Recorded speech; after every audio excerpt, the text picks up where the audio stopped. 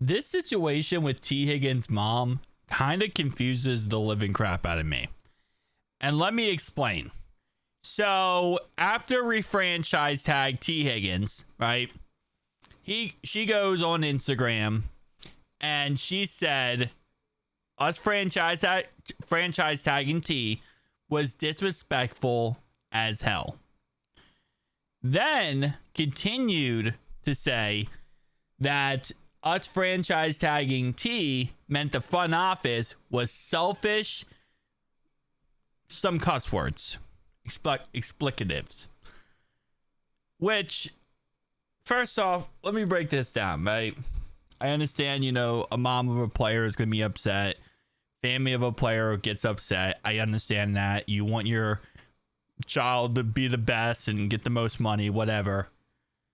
But at the same time, number one, selfish is not a word you can use when it comes to the NFL and business. To say the Bengals front office is selfish for franchise tagging him, how is that selfish? At the end of the day, they're working out a long-term deal with your son. So it's not like they're going to keep the money for themselves. It's not like if they don't pay T, they get an extra payday, right? It's not like they get money in their pocket if they don't pay T. Higgins. If anything, they get less money because then people don't go to the games and they don't make as much money.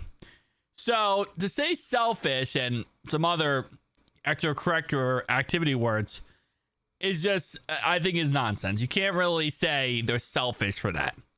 You could say they're dumb. You could say, I think this is, again, disrespectful is not a bad term to use. But selfish, I think, is just stupid.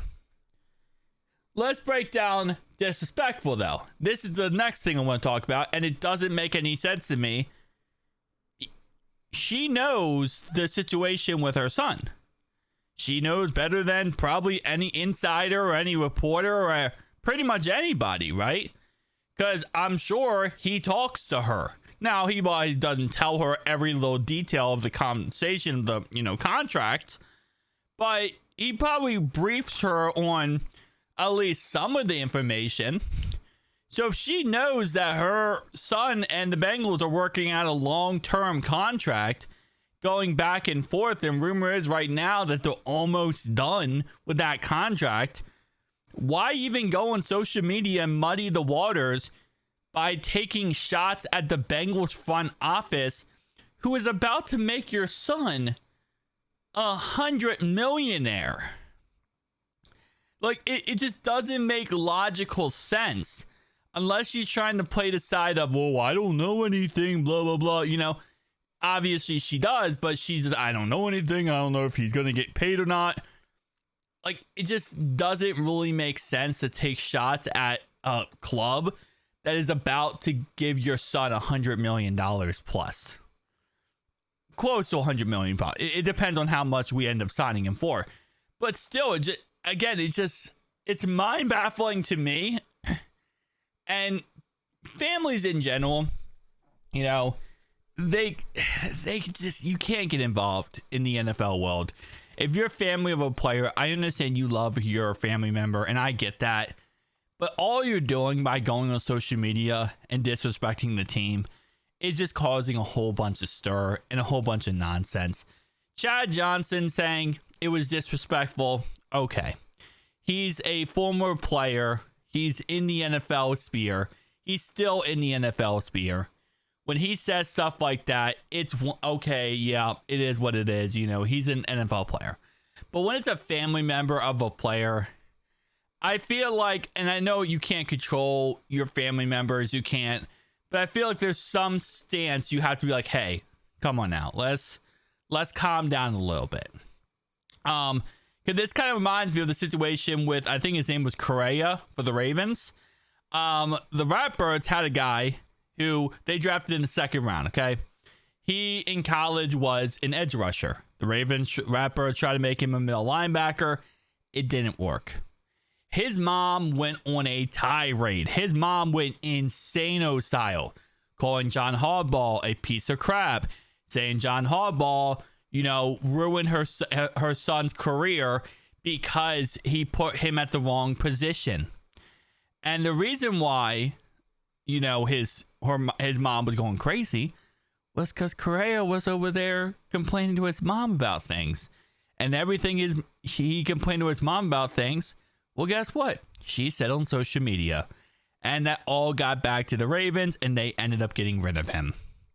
So, again, I'm not saying this is going to happen with T, but it really makes even less sense when your son's already close to a contract. And, he's not going to play on the franchise tag. Okay, he's not. She didn't say it was disrespectful last year when he got franchise tagged. Clearly, if you've been following the stuff, and I'm sure she has, it's her son, the franchise tag is for, to give you more time to work out a contract. Now, she could mean disrespectful, as in she wanted her son to go, and hit the open market so he could make more money. And again, that is, definitely, makes sense, I would say, but at the same time, it's like, if her son wants to be in Cincinnati, he wants to play with Joe Burrow, and his best career, he's going to have his best career playing with Joe Burrow, period. Anywhere else he goes, he's not going to have Joe Burrow, so he's not going to have as good stats and numbers and stuff like that. It just doesn't make any sense to, really just muddy the waters of a relationship with T that I feel like is already muddy enough, right? It's already went through turmoil, and I'm not saying it's not being repaired. It is, obviously, and once this contract gets done, it's 100% repaired. But it's just like adding fuel to a fire that doesn't need to be there. That's really how I look at it. It just does not need to be there at this moment in time. When we franchised, even when Chad came out and said it was disrespectful that we franchised tag T for a second time, that was before we openly said we're not going to trade him. That was before the rumors of us giving him an extension was very close. So even Chad's point of view, I could understand a little bit more, because it was as of okay, the Bengals are at the time rumored to tag and trade him. Right? It was tag and trade. But this situation, again, we're not tagging and trading. We're making it very clear. I guess even a way you could say that's selfish. You're like, hey, well, you want to get draft picks for my son, so therefore that's selfish. At the end of the day, he has to work out a new deal, right? So, well, yes, we might say, oh, yeah, we want to trade this guy here, we want to trade this guy there. When it comes to T, because he needs a new contract, we don't have the pick of the litter here. It's not like we can just trade him wherever. Wherever we trade him, he needs to have a contract worked out with that said team first. Because, or else he's not going to play. He's not going to get traded there. So, I'll say, I don't know, we trade him to the Cardinals. If the Cardinals are like, well, we don't know if we want to work out a new contract right away. We might want to play you on a franchise tag and work one out next year. And T's like, nah, I'm not doing that. We can't trade him to the Cardinals then. It's like when you're trading a player with this huge contract looming over them or franchise tag, you don't have the pick of the litter. So with Trey, we have 1 year left on his contract, so we could technically have the pick of the litter. But tell me down below your thoughts and opinions. I'll see you guys next one. Peace.